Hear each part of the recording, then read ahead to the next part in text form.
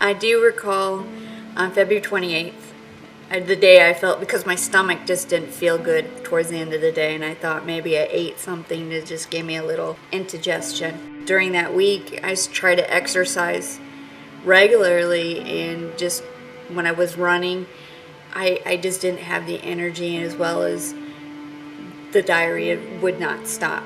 It was not a normal thing to go for a week. But the next week it progressed even worse, to the point it kind of affected the way I ate things, and I couldn't even exercise or have any kind of energy for anything. I went to the doctor about that. She gave me a prescription. It says most people deal with these kind of things, and if you have 4 months of this, then maybe we'll look at this. But at the same time, she would refer me to a specialist. My symptoms got even worse. That I even saw her again that week, and she got me to the specialist the following week, the gastroenterologist, and saw him on a Wednesday. He put me in emergency procedure to just get a view, an endoscope, to see if it was something in my stomach or other areas. And he had a concern, so he got me a prescription, and so I went on it. But then the Saturday right after that procedure, I was just worse. I mean, to the point my heart rate was over 100 beats per minute. Was not having any kind of energy. I had already been, from the first doctor, being on a special liquid diet and not eating for at least 2 or 3 weeks. Just not having the energy to do anything at all, and going to the bathroom 17 times a day is not natural for anybody. So I called my specialist, and he asked me if I wanted to go to the hospital, and I said yes, I need to go to the hospital. There was actually a lot of things that helped us get through it. I was thinking about Pastor Mark's sermon on getting your crazy friends to help you out. I brought my cell phone because I actually text crazy friends on the 15th of March. Either I would get text messages back from them, or even when I was in the hospital, the same people would just send me a text or call, or on Facebook, and just said they'd keep on praying for me.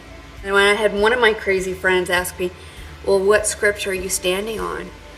It was Isaiah 53, and by the stripes of Jesus I am healed. And because of that one scripture, every time I was in pain or going through the suffering, I claimed that scripture and I stood on it. And I even said that only the devil steals, kills, and destroys, and devil, you're not winning here. The hospital didn't know how to treat me.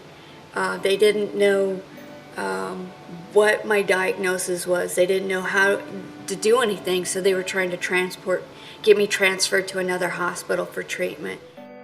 While I was in the hospital, Pastor Mark prayed over Crohn's disease. As a young man in our church, that he's dealing with that, and I'm actually, because I know about it, I pray for that young man and their family. Scripture tells us that if we are going through something, that we should also pray for those that are going through the same things. And I've been told part of the background of this prayer cloth is Pastor Mark prayed over it for somebody, but then when it came about that it could be one of the things my diagnosis might be, that he requested it to come back, and they actually cut the prayer cloth in half. And I've actually, while I was in the hospital, wore it or carried it with me or prayed over it, and that is another of one of those other things that God has healed. So that's what really help me to heal. And I know when I go up for my next follow-up appointment, when I've got to go through another follow-up procedure, nothing will be found, because God's here, and I have never gone through anything this magnitude of an illness ever in my life. And God heals. He has confirmed that He heals. He heals all. You just stand on His scriptures, and He heals it. It's His promise. And so, walking from this, I know God heals.